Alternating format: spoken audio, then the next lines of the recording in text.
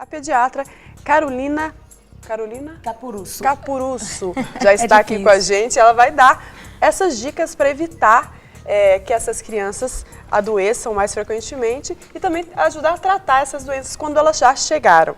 Então, doutora Carolina, seja muito bem-vinda. Ela que fez um sucesso enorme aqui, né, Luciana? Fez tanto sucesso que voltou. Você não estava aqui no dia? Estava o Jean, mas ela fez um sucesso aqui, rapaz, que inflacionou todas as linhas telefônicas aqui. Ela ganhou vários pacientes, né? Foi muito bom. Eu agradeço sempre o convite, estou sempre à disposição, adoro vir falar aqui com vocês.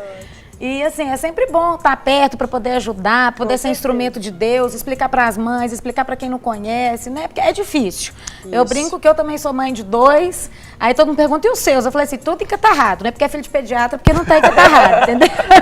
Porque nesse tempo também tá todo mundo encatarrado, não tem jeito. Como evitar? Evitar é difícil, né? Evitar é difícil, mesmo porque hoje, até a maioria das mães tem que sair para trabalhar, então as crianças entram em contato muito mais precocemente com outras pessoas que estão doentes, acabam tendo que ir para PA, né? Tem irmãozinho, tem escola, é babá que às vezes está gripada, é vô que cuida que está gripada, então acaba que tem uma transmissão muito maior do que antes. Sobretudo esse ano, nós pediatras estamos mais preocupados que esse ano o índice de infecções está maior do que os outros anos.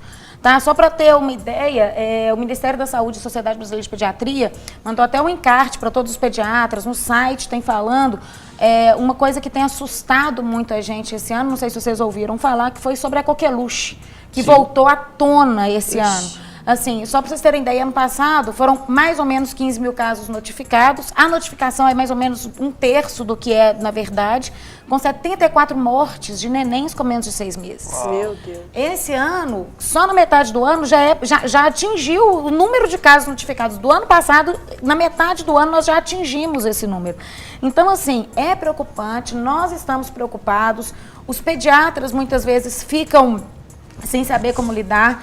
Os pronto-atendimentos não é novidade, né? Que tá tudo superlotado, que a gente não acha pediatra, todo mundo fechando as portas. Sim. Eu brinco assim, eu dou aula no Sol das Clínicas, ninguém quer ser pediatra mais.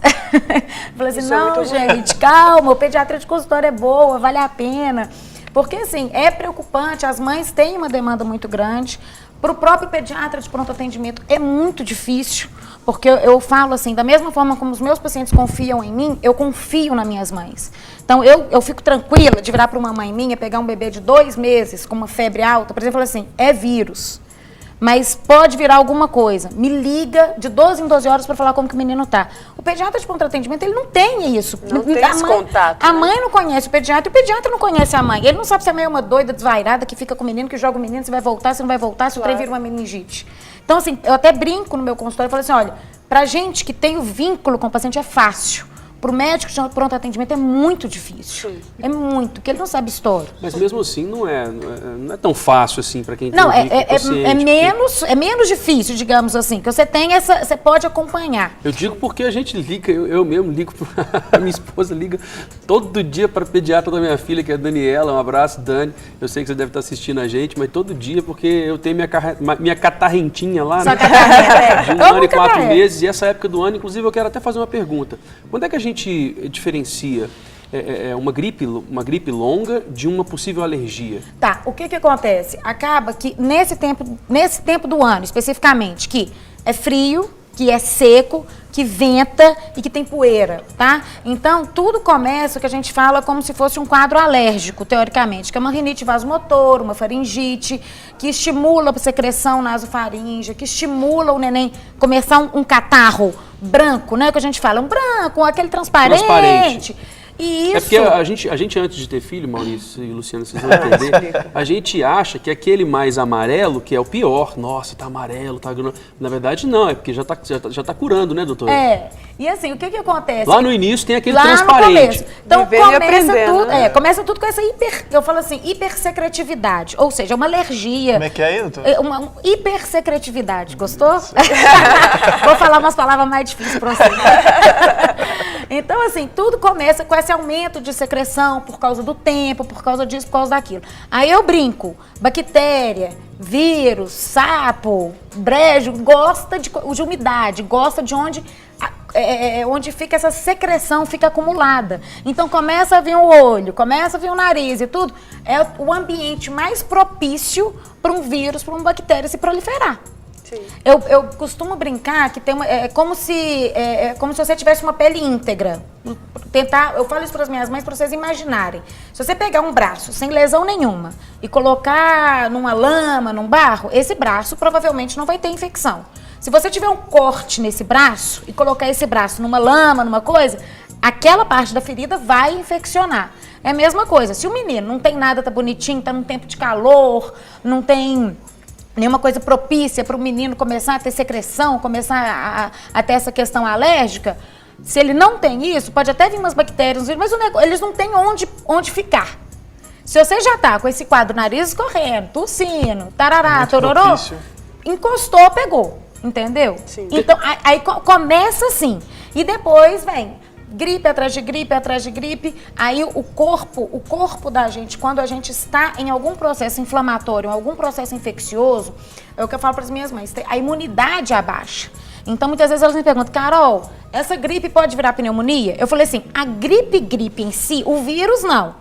Mas a gripe pode abaixar a imunidade do seu neném, abaixando a imunidade do seu neném. Se ele encontrar alguém que está com algum processo infeccioso bacteriano, pode virar, entendeu? Entendi. Então, o problema é começar a abaixar a imunidade. E aí vem um atrás do outro.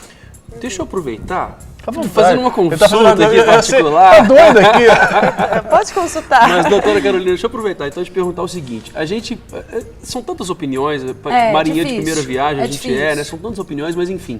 A pergunta é a seguinte, a gente é instruído nesse tempo de frio a colocar aquele umidificador de ar porque esquenta o ambiente. Isso. Mas você acabou de dizer que a umidade, ela é parceira da bactéria, do vírus. Na verdade, a umidade, assim, quando fica acumulada no nariz, na boca, etc. Não do ambiente. Não do ambiente. O que acontece?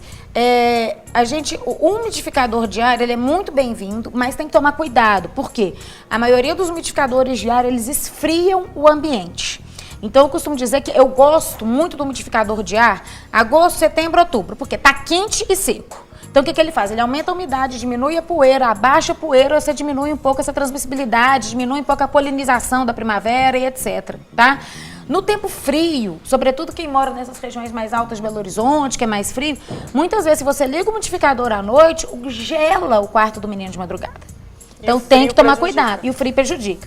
Da mesma forma, eu sempre prescrevi muito no consultório vaporizador, que eu brinco assim, é que é mais barato mesmo, vagabundo, que é uma tapaué que você coloca lá, sai um arzinho quente. Por quê? Porque ele umidifica e aquece. Só que a Anvisa proibiu e vários lugares proibiram, porque eu também não sei como que os pais conseguiram deixar o vaporizador perto das crianças e várias crianças se queimaram com esse vaporizador. Então, hoje em dia está até difícil de você achar nas farmácias. Já tem um umidificador de ar, é mais caro, poucos lugares vendem, mas que vem escrito assim, quente e frio, que aí você consegue umidificar e aquecer. Outra coisa que tem que tomar cuidado, o umidificador ele não pode ficar muito perto de uma parede e ligado 24 horas, porque mofa a parede e o armário por dentro. Então, nada tem que ser feito com excesso. Então, isso só que tem que tomar cuidado. Se vai esfriar o ambiente e se ficar perto de algum lugar que possa vir a mofar, tá? Sim. Tirando isso, a gente tem que fazer, o que eu falo, menino catarrento, os catarrentos com tendência à alergia, limpar a casa, não ter tapete, não ter cortina, não ter bicho de pelúcia, não ter cobertor com lã, não ter roupa de fiapo. O que acontece? Existem as doenças que são consideradas doenças leves, a gripezinha básica, e também existem aquelas que a asma, coisas assim que podem, inclusive, se você não socorrer a tempo, levar até a óbito a criança. Isso. Doutora, como diferenciar isso? Como ter esse cuidado para que o pequeno não vire grande? Qual que é a dica que você daria para a mãe, assim, de primeira viagem, principalmente as mães de primeira viagem que estão nos assistindo? Difícil. Quais as dicas básicas? Primeiro sintoma, procurar o médico urgente. Fala, só sabe mais que eu, claro. O seguinte, aqui no Brasil, eu falo isso também muito no consultório, a gente tende a colocar gripe como um denominador comum, para resfriado comum e para influenza.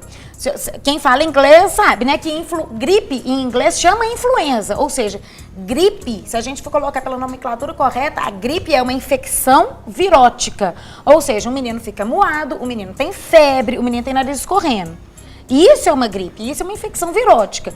Isso pode abaixar a imunidade, isso pode levar uma coisa a virar grande. Então, ou seja, se o menino, além de tossir, de estar espirrando, está com febre, está prostrado, não está comendo, está com alguma alteração, aí a gente tem que prestar atenção e tem que procurar o pediatra sim, exatamente para poder ficar atento para isso não se tornar uma infecção bacteriana, tá?